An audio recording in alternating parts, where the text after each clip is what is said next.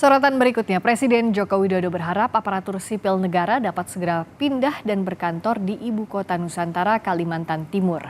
Menurut Jokowi, ramainya ASN pindah ke IKN bakal menghidupkan ekonomi kota tersebut.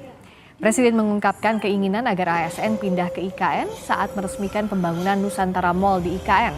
Menurutnya, kehadiran pusat perbelanjaan itu juga untuk menciptakan keramaian di IKN yang akan semakin menghidupkan ekonomi. Kembali selamat datang dalam acara dan bersama laporan Presiden Direktur Konsorsium Nusantara, Bapak Ali. Rumah sakit selesai, sekolah selesai, mallnya ada, infrastruktur jalan juga sudah memadai.